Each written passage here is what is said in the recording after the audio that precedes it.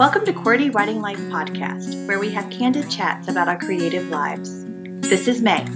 And I'm Joy. For more information about our podcast, monthly newsletter, or author resource series, visit us at QWERTYWritingLife.com. That's QWERTY, spelled QWERTY. It's the first 6 letters on your keyboard. So, are you ready? Grab your tea. Or your coffee, and let's chat. Hello, everyone. It's another week. Hello and welcome. Today, we're going to talk about balancing vulnerability and our memories in our art. Whew, that's going to be a fun one, Joy. It's a mouthful. Very delightful. But before we do that, let's talk about our creative weeks. Joy, what did you do? Well, I am very excited to announce that as we're recording this, one good thing is all ready to go and to be published. So release date is March 20th, and as we're recording this on a Friday, so this coming weekend, I plan to get all those files uploaded into all the places, so it is ready to publish. And I'm super excited. I can't wait to have the whole collection in my hands. It's going to be an amazing moment. So that will be most of my creative part of the weekend. I've also had some epiphanies when it comes to branding and to my message and to ways to kind of bring together what I offer as a writer to my readers, and the whole focus that I've had these past couple of years on really thinking about reader experiences and providing those. So that's been really exciting this past week, just kind of developing that and uncovering that and sitting with it for a little bit and imagining and dreaming those things moving forward. So yay! I love that. I love that. I gotta tell you, I'm loving the new videos and reels and things that you're doing on your Instagram page. I watch them and I know what's going on because you and I are you and I. And but when I'm watching them, I just get like this emotion, or maybe it's not like emotion. Maybe it's just like this whole blanket of comfort. Like your videos and your reels are exuding comfort to me whenever I watch them. So it's like the music you choose, the way that you choose your transitions and what images and everything that you choose and what you choose to share. Like, so I don't know if now this is something we have not talked about. I don't know if that is your goal, but if it is, it's working. Yay. Well, I feel like that's fantastic because what I want is to bring in readers, to come to a space where they do feel comfortable, and it's, reading should be a comfortable thing. So that's exciting to hear. Yeah, thank you. You're welcome. And I have not like seen them before she posts them either. So it's like an organic consumer experience, which I love. So, oh, that's so exciting. Yeah. Yay. Yeah, I am trying to do more videos. Like there will be a lot more videos in this coming year. I've got a lot of new equipment and new camera that I still am learning. So yeah, I'm branching out, guys. The whole video thing is not it is not what I would choose. Let me put it that way. But I'm trying to embrace it and become more comfortable with it and utilize it properly. So that's the goal. So last 5 years of recording podcasts and putting them on YouTube hasn't made you comfortable yet? No. Stern. Yeah, me neither. Oh, well. We're there. It's all good. Absolutely. Oh my goodness. Well, tell us about your creative week. Well, this has been a really good week for me creatively. I've had some space in the week to just kind of let my brain rest, and not that my body was resting, but my brain was able to rest, and I did not 100% realize that there was a difference, but there's a difference, and so while I was doing some monotonous things in my brain was resting, in the background, my creativity was sparking. And I love it when that happens. It's like the best feeling in the whole world whenever it's like the world is your oyster and you're brainstorming and stuff like that. The ideas phase is my favorite part of my creative process. I know, I love ideas. And it's probably because of the fact that it does have an immediate or instantaneous benefit, which is your good feels, right? And also because it's the most hopeful, I think, of some of the stages, and the most hopeful without. Okay, let me back up. The most hopeful with the least amount of fear. So I think that combination really speaks to my comfort zone and to, like to the vulnerability and stuff in me. It's like, I like to be hopeful. I don't like to be fearful. And so this is the spot, right? This is the happy place. And then we break out of that comfort zone when we go into the actual creating and planning and all of that stuff. And then of course, when you put a product out into the world, that's where all the fear happens. And you have to be like, it's okay. Everything's fine, So being able to think and brainstorm and dream a little bit was a good place for me to be. And I'm so thankful too that it all kind of just happened organically, and that I did stop. I stopped and I wrote down things. And a lot of times I don't do that. And I feel as if I have lost a lot of good things that could have happened if I could only remember them. So, so I am trying to make an intentional effort to stop. And if there is some sort of like poetry line or something like that comes into my head, to actually write it down and keep it and hold on to it. It might turn out to be trash, and that's okay, but I get to decide if it turns out to be trash or not. Whereas if I don't write it down, there's no decision that I get to make with that. There's only regret. And, and we don't want that, right? Nobody wants that. So I've been writing a lot of poetry lately, actually, as well, and writing that down too, and just popping it in. I made some folders in my notes app on my phone, and so that's generally the closest thing that I have to me whenever I have these sparks of creativity. And so I set up some folders for ideas and for craft ideas and poetry ideas and things like that, so I could just pop open the file and dream, which is lovely. And then I can close it and get back to whatever I'm doing during the day, which is also lovely, without having to clutter my brain with trying to hold on to that beautiful nugget of an idea, and then also trying to do data entry, which is terrible. So, things like that. But so that's one thing. I got to dream. I got to write some poetry. I knitted this week as well. So I've been doing a loom knitting with the boys, and I also taught it to my mother. Well, the boys and I taught it to my mother and my sister and a couple of sisters actually. And it's kind of become like this big thing. My mom's now like really heavily into it, and she's like, I'm going to make like football team colors and like sell them. Stuff like that. So I was like, ooh, okay. we went from, I just want to learn something from my sweet grandson, to the whole world. Business venture. Yeah, exactly. Which is so funny and sweet, and I love it.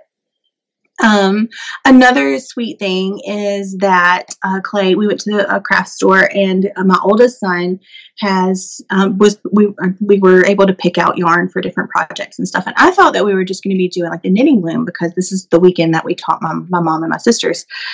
But he came back with like some big old chunky yarn, and he was like, I want to use this. It's going to be a blanket. And like, he's like, his voice is getting really low, and he's like this kind of bit of a motorcycle punk rocker kind of vibe to him. He's got like longer hair. He's got like wristbands up to his forearm, and like a pleather jacket with like a hood on it, like he's chunky yarn, That's fantastic. So I was like, baby, I don't think that's going to fit on the loom. And he was like, it's going to be a blanket.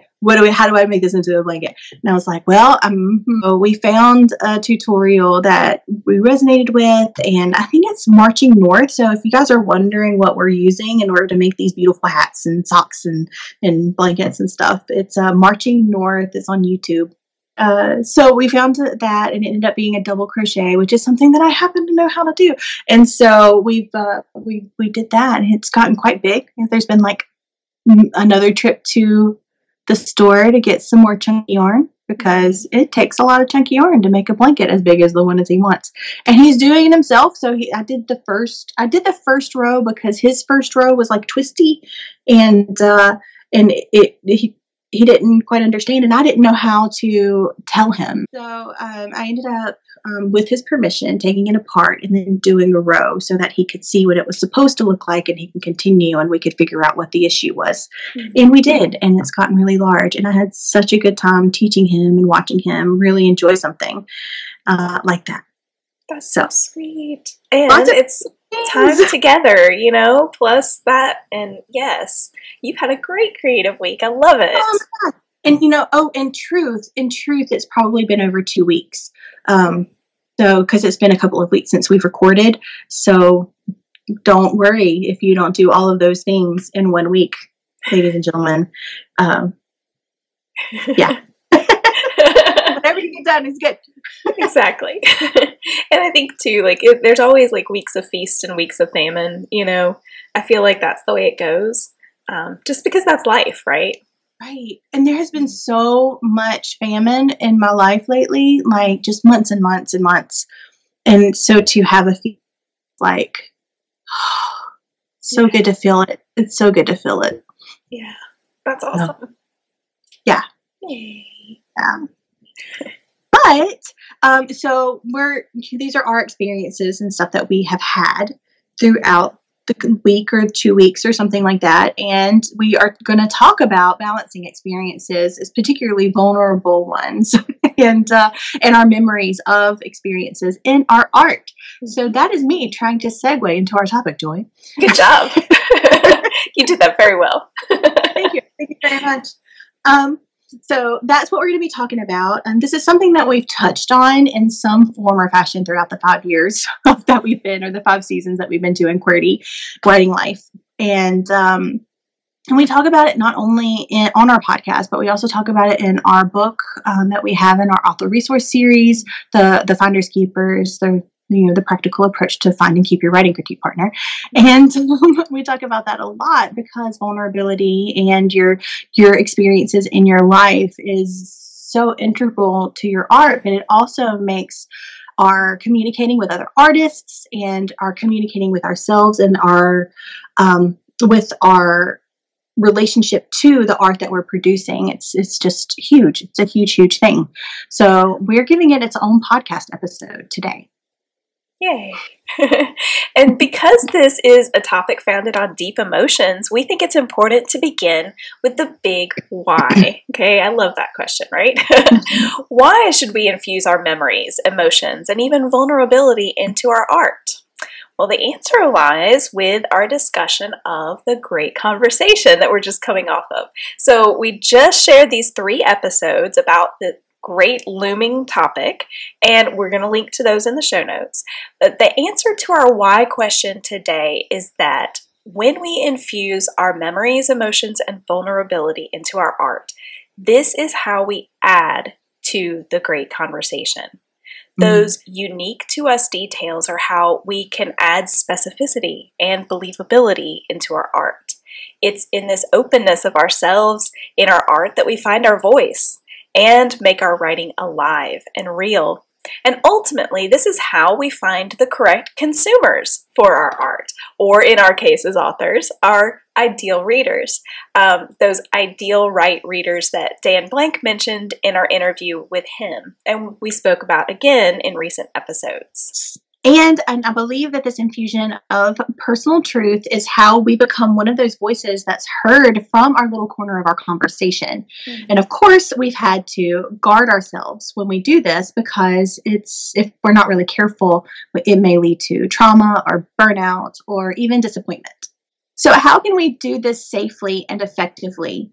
Well, we have 5 tips for you today, and then Joy and I are going to share some examples from our own experiences as authors where we feel as if we have done a good fusion of creating art from a place of vulnerability and memory, and also honored ourselves in that experience.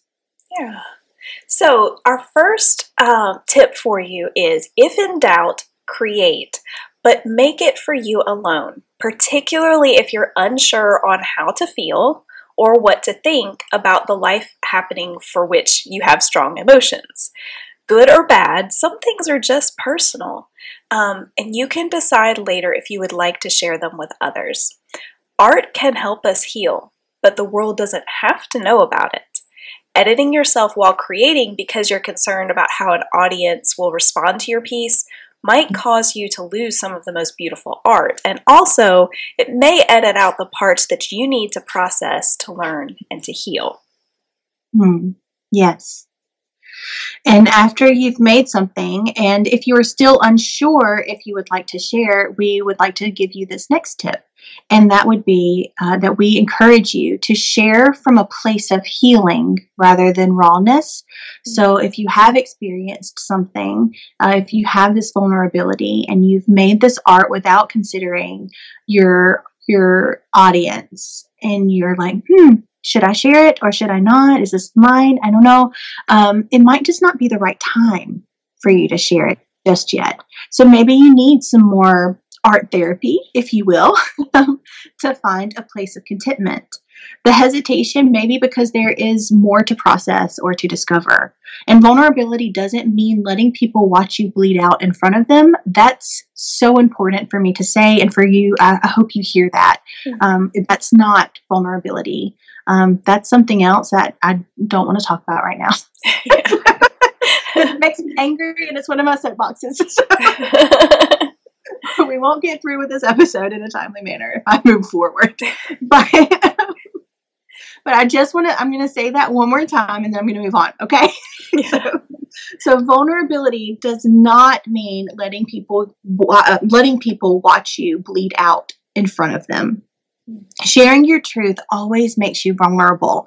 I think sometimes we associate vulnerability with emotional exposure, and that can be really unhealthy. So you can share your truths with calm confidence from a valley's crest. You do not have to sob scream it from the bottom of the valley's floor. Okay? Consider that if you can consume critique without mental harm, then it might be a good place and time for you to share your art with others. But if the answer is no, then maybe it's not time to share. Yeah. And then our third tip for you guys is to lean on a trusted confidant for guidance. So if you're wrestling with whether or not to share something in your art, talk over the decision with a spouse or a close friend. Now, this, of course, should be someone you have a deep history with, who knows you and your heart, and who has your best interests in mind. Someone who's slow to speak, quick to listen, but who will help you work through your thoughts and concerns. And my fourth tip is to identify products that are heavier to put out, where criticism matters more. So know the difference between the products that are heavier, that are going to hurt more if somebody says something bad about it, and the products that you love and you want to make, but maybe they're a little bit lighter. And, if somebody says something about it or about you as an artist, it's not going to hurt you as much, it's not going to really dig down into those vulnerable places and cause trauma there. So just be honest with yourself about it. Is this a heavier product, or is this a product where it's a little bit lighter? That's great. I love the way you said that. And so the fifth tip is to keep the character's emotions in the forefront using empathy rather than inserting personal past. So this is a case of, instead of actually putting yourself into the story, just kind of empathize with your characters. And you can still pull in all those emotions doing this without, pulling out your own pain from the past. Also, evaluate why your personal experience is coming into play here. Is it to understand yourself more? Or is it to fill a commercial need? That is probably not the best motivation right there. And also, if it's to understand yourself more, like we talked about earlier, art can be such great therapy. But that goes right back to our tip number 1, which was to create, but to make it for you alone first, and then you can make those decisions like May said. If you don't put it out there, you can't decide later if it's something that you want to develop and then share. So you do have to create in order to be able to make that decision. Yeah, absolutely. And I do want to step back to tip 4 for just a moment. I don't think I shared why it's important to identify if it's heavier or a lighter product. And so I just want to step back for just a moment to that. This is important because you have to decide what you're going to do once this product is out in the world. So if you have chosen to put this product out in the world and it's a heavier product, maybe you already have precautions in place not to read the reviews or not to check emails with the subject line about that particular product or something like that. Like have somebody else check those those emails for you. Someone who might be your confidant or a partner or something like that, to be able to vet the emails and make sure that it's something that is going to be okay for you to read, and it would only boost you up instead of tear you down. So.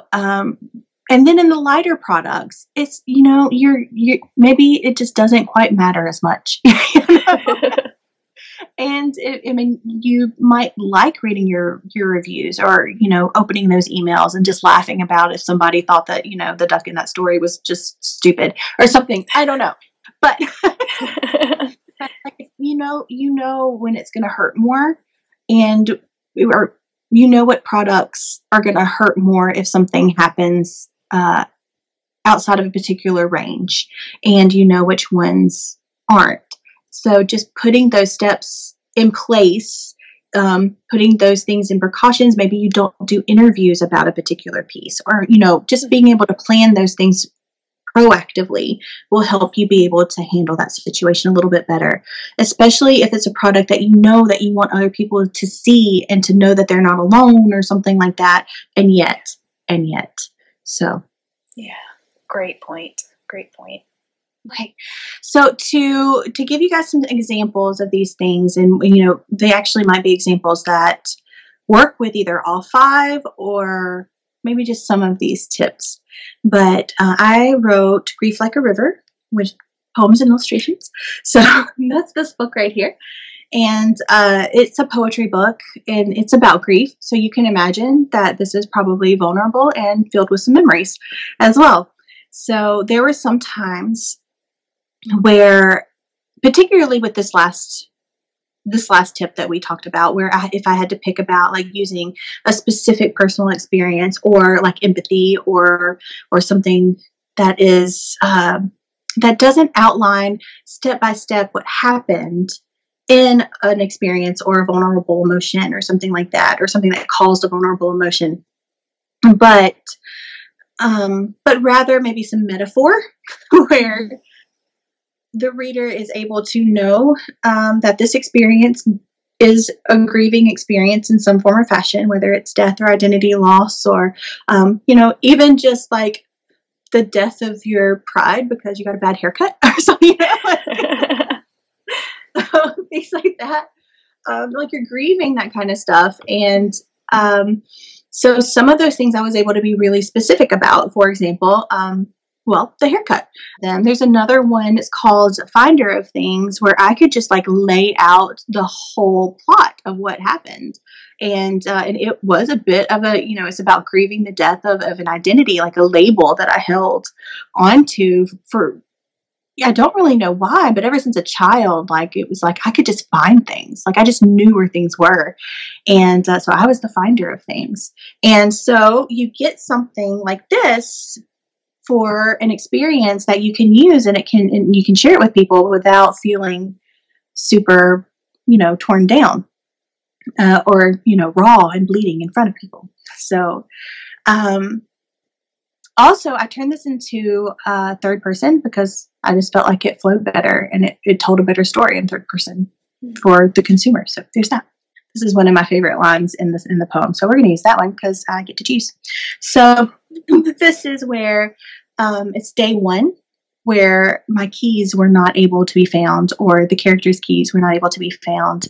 And she's looked everywhere for hours and hours, has looked everywhere. And it's kind of shaking her whole label of finder of things. So it kind of flashes back to the past a little bit, to where, she's always been this. So the reader knows that she's always been this thing. So it says, when she was young, she found a diamond stud earring in the shadowed trench between carpet and baseboard.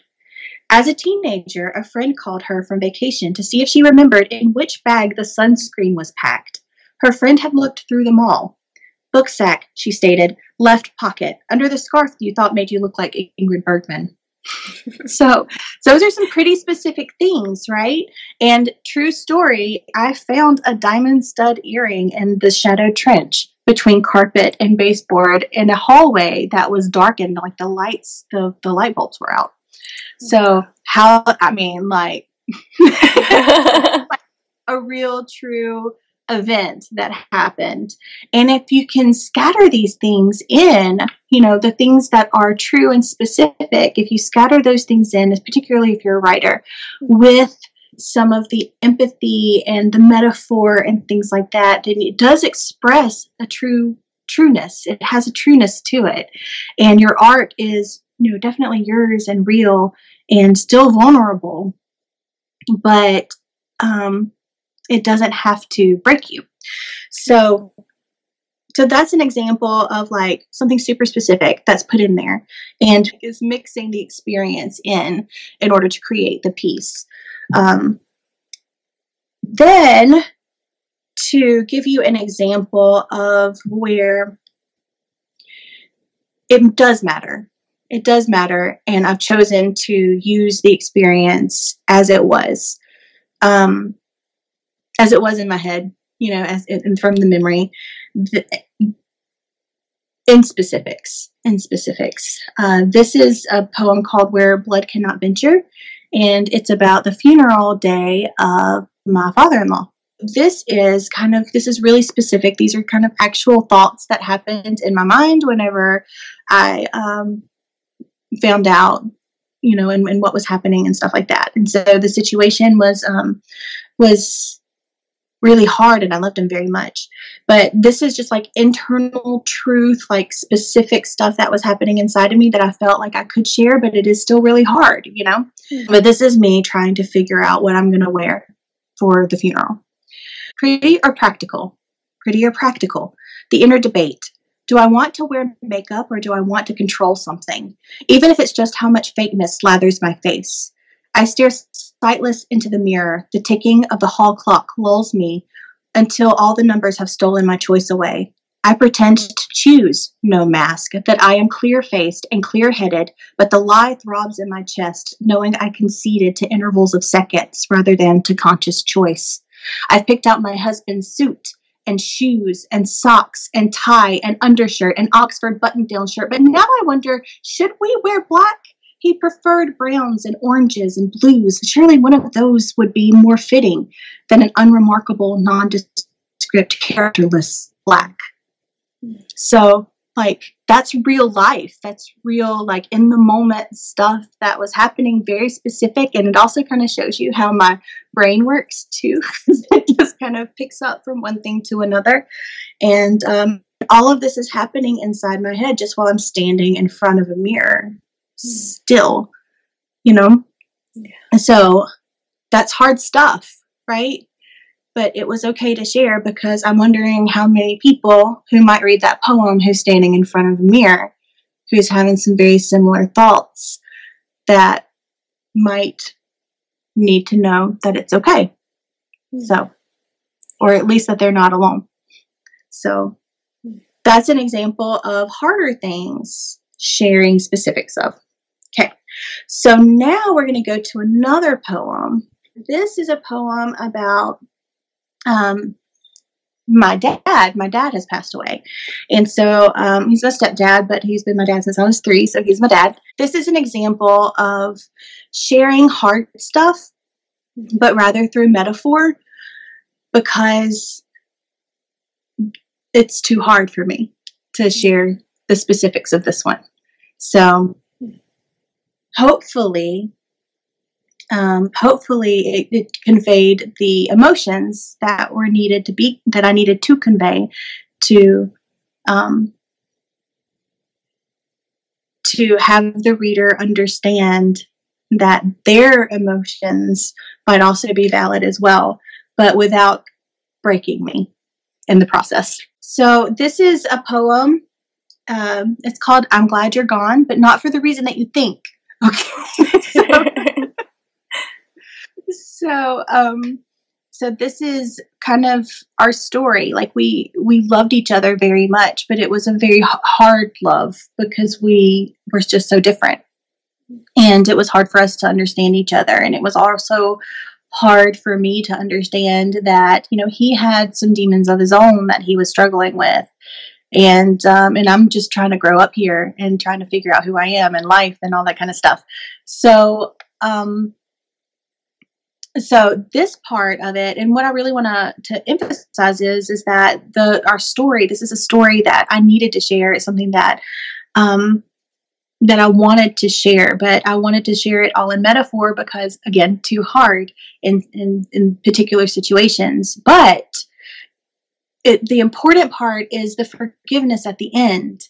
And if you don't know about the beginning, then the forgiveness at the end doesn't make you understand where the grief is coming from and where all of the love is coming from too.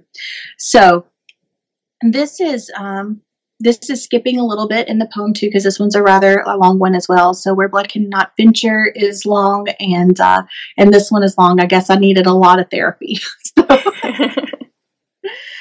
some art therapy there. So I'm going to skip the childhood thing, and then this is going to be a little bit of the story from after I moved out. So it says, "I made a home away from yours. The distance brought some understanding of why you were your way, of why I am mine. We inched toward a comfortable agreement, something that felt like respect. Our minds close enough to shake hands and share a true, toothy smile. Was that why you trusted me that night? Pretending my ear was an altar, head down, eyes low, arms slack, rambling of a decaying forest, but not of a diseased tree. Scared to risk our relationship's brittle foothold, I said only words to blur your staccato. My hasty plan flavored your speech with a note of condescension, and when you rose, you left a trinket behind. I tried returning it to you, but you wouldn't claim it, dismissing ownership in full, so it sat in my lap, this dead, dark thing. I went back to the ordinary, forgetting the oddity in full, until one day its name was spoken. No, it was declared."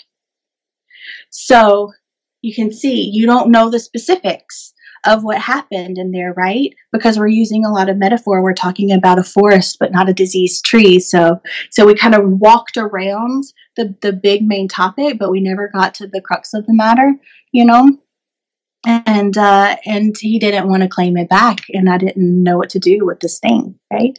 Until I couldn't ignore it anymore, and neither could he. So, that's how you can use metaphor in a way that can share the story without sharing the story, right? And so when you get to the part where we talk about forgiveness and like what's going on there, then you kind of know that this little bit has happened. And then we talk about, bigger things that happened after that and how I handled it and maybe handled it in a way that wasn't awesome. and it was wrong, and how he handled things, and maybe they were awesome and wrong. And then something unturned backable happens, and then what do you do with all of that? So, and that's where the forgiveness part comes in, which is kind of nice that there's hope in everything. So there is that. There are also ways that you can be really, really specific through metaphor as well. And when you're really specific through metaphor, and I don't know why I picked all of the sad things to talk about. There are other things in here as well. But these were the ones, I guess, because these were the ones that I could identify that were very vulnerable memories and things like that. So you can be very specific in your metaphor, and also relay your art super well too. So when I wrote people like nice, soft things, that's exactly what I found myself doing. It was written in metaphor about porcelain and leather and that sort of thing, and how what people like is something different than what I've become and that sort of thing. But ultimately, I made a decision at the end of that one as well. So this one is written like completely in metaphor, but hopefully specific enough where you can see the stuff, see the emotion behind it. People like nice, soft things with fine curved edges, something your eye has to adjust to. Is it real or is it a dream? I am not that anymore. I was a nice, soft vision with surreal rounded edges that people liked but never loved. Something happened between all the death and all the life that broke the smooth lines until I was sharp to the touch, and thickened the porcelain until reality resembled a dried leather hide. I mind for a bit, but then I don't, because if I have learned anything, it's that I'd rather be truth than a lie, a genuine mess than a perfect reverie. So I love that line. That's one of my favorite ones too. I think maybe because it's like a life lesson for me, something that I've held on to for some time. There's one more, and it's called June 4th, and it's almost like a resolution. And I want to share this one only because we talked about specifically about the dark thing, the disease tree, and this one is actually a bit of a nice closure to that experience, and in a way that I think that like the grief is coming to a place where it's just like, you know what? There's this. This is it. This is the crux of the matter. How it can relate to the tips is that this was solely created, 100% created for me. It was not created for anybody else. In fact, all of these poems that are in here were created for me over a period of time where it was just me feeling things out. And it wasn't until later, and it had multiple iterations. This poetry book had multiple iterations where I continued to write and process and grow in my grief and my knowledge of grief and understanding. Knowledge is wrong, and understanding of grief, my grief in particular. And so it wasn't ready, and I didn't put out a product until I felt like I had something to say, something to add to the conversation, but also something to share about myself too. And so there's this really personal thing that I've put out into the world to add to the great conversation. And for me, my addition to the great conversation with this particular book is that other people who are experiencing hardship in the form of grief will be able to maybe identify some of these things that I've gone through in their own lives faster than I did, and maybe even add their experience to this because of a comfortable place knowing that they're not alone. They're able to process their own stuff and figure things out on the foundation of my emotions, and I don't want to say findings, but maybe findings is the right word. I don't want to say like lessons I've learned or anything like that, because some of these are just really, I haven't learned anything and I'm just trying to figure things out. But so that they can come to an understanding that grief is love. Like, it's just love, and it's morphed into something different, but it's really just love because you loved and you wanted, and you don't have that love in the same form that you had it before. So yeah, so there's that. So this is kind of a conclusion, I guess you would say, to the I'm glad you're gone. So this is June 4th, which is his birthday, and it was his birthday when I wrote this, and it was I started going to therapy and dealing with things. I finally started dealing with things, and it was June 4th, and it was his birthday, and it was the first day that I felt as if I could mourn. This was years and years after he died. It was the first day that I felt like I could mourn the loss of him without feeling regret and remorse and all the other emotions that were clouding the grief. And so, June 4th, strip it all away, all the excess, the clutter, the cobwebs. Move the boxes out of the guest room. Throw away the broken things. What is the skeleton of the matter? The story's core. He loved me, and I loved him. We loved each other in our own flawed, violent, thoughtless, jittery, fragile, graceless way. And I miss him. There's emotional truth in that, with a physical metaphor, that the combination of the two, for me, expressed exactly what I wanted, what I was feeling at that time. It was like, there's all of this stuff that's surrounding the theme, the crux, the story, the skeleton, right? Basically what it's all about is that he loved me and that I loved him, and we loved each other imperfectly, so imperfectly. But at the end of the day, I just miss him. So yeah. And even though I get like kind of choked up a little bit, even talking about this here with you guys and with Joy and all of our QWERTY audience and stuff like that, even though I get choked up about it, that doesn't mean that I'm not comfortable sharing it. It just means it's a little bit more difficult than talking about like the weather, right? So that means to me is that, this is important to me. It is something that I've made a decision to share. I've made a decision to talk about with audiences in public. Where, we speak on things like this too, like Joy and I speak on creativity and creating through grief and all of this stuff.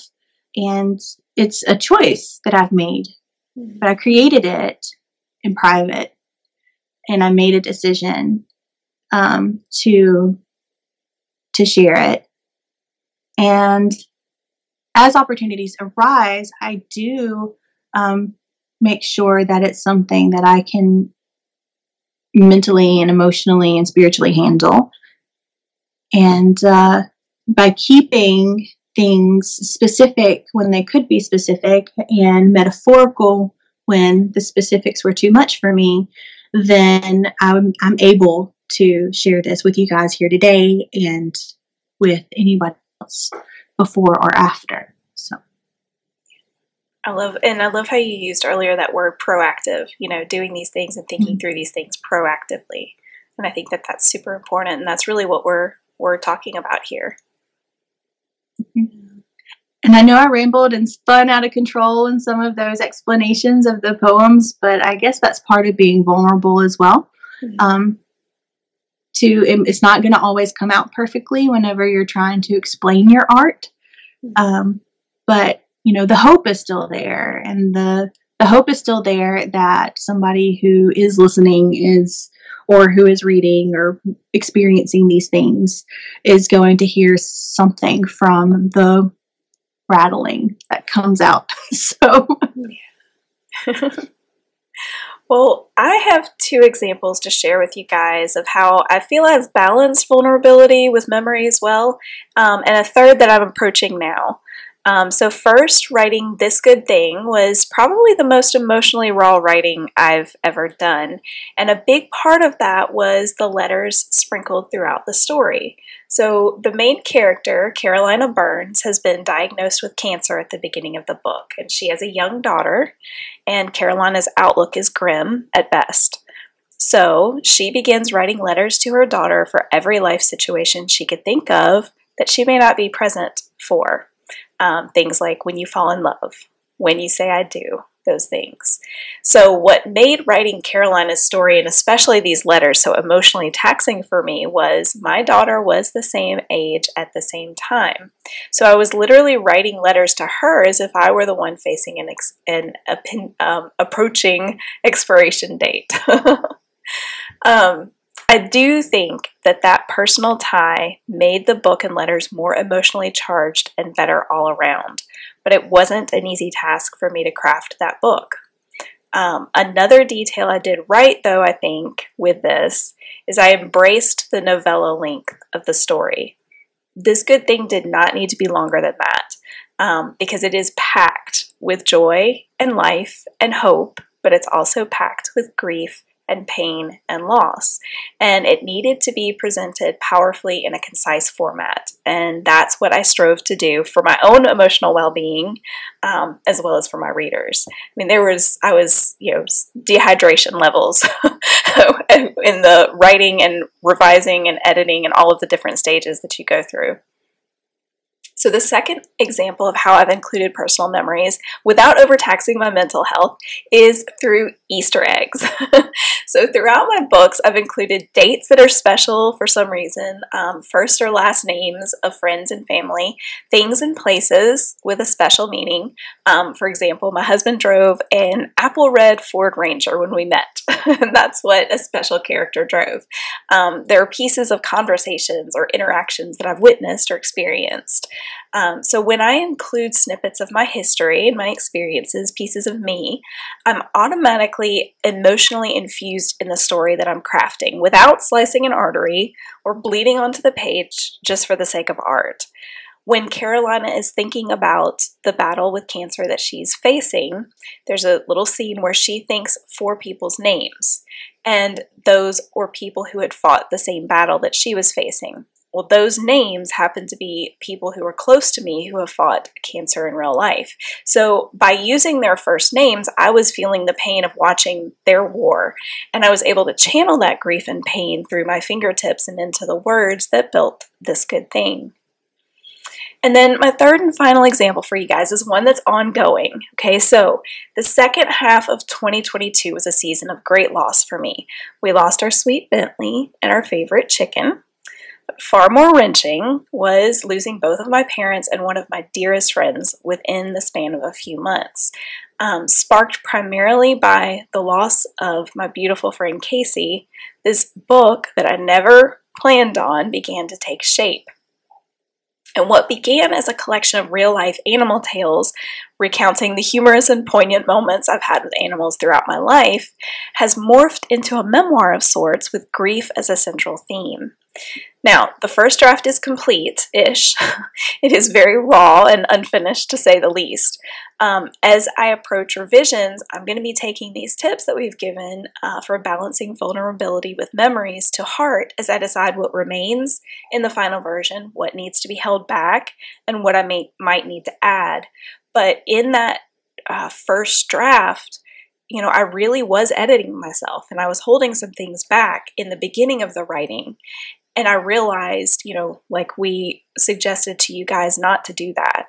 Don't hold it back. Let it all go out onto the page. And so that's what I ended up doing. And I think that in the end, it's a much better draft because of just letting those things be there. So now when I approach the revisions and the edits, like May said, then I get to make those decisions. It's a choice now. But at least for most of it, it's there. And I can decide what to do with it.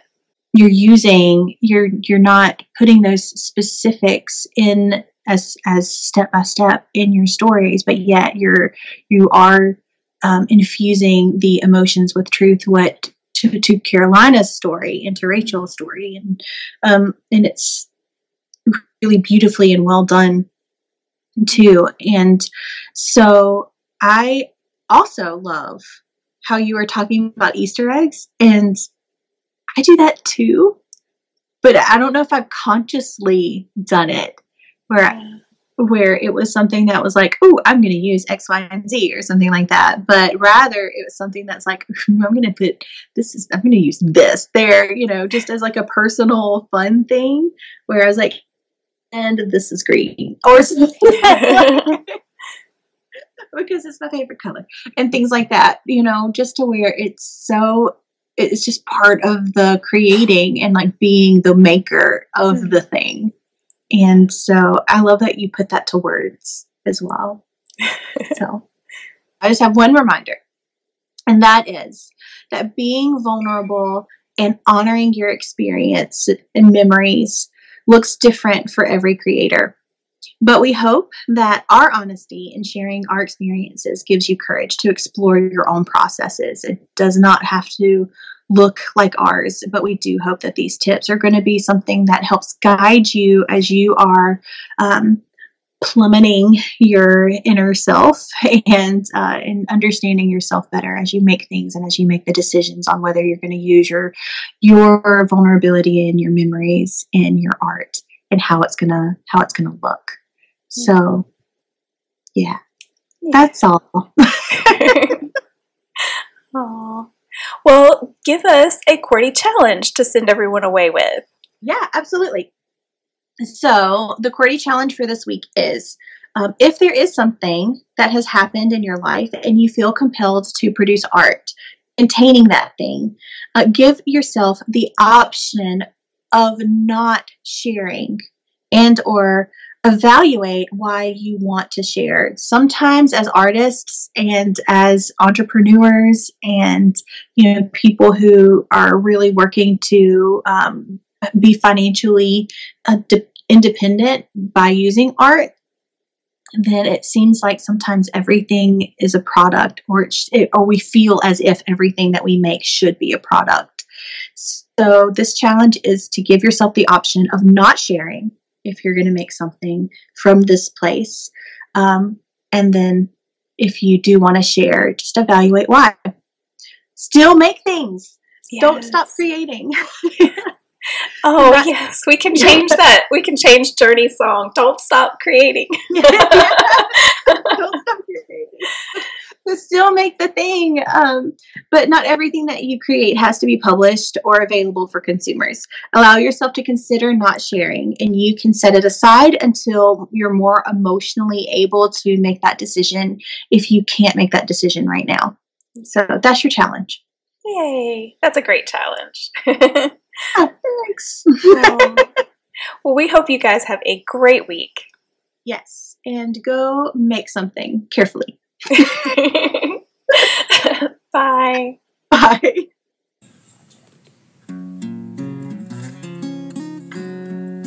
Thanks for tuning in. We hope this episode encouraged you. Like all creatives, we thrive on consumer recommendations. So, please consider leaving us a review and sharing our podcast with your creative friends. If you'd like to continue this conversation, visit us on our website at QWERTYWritingLife.com or on Instagram at QWERTY Writing Life.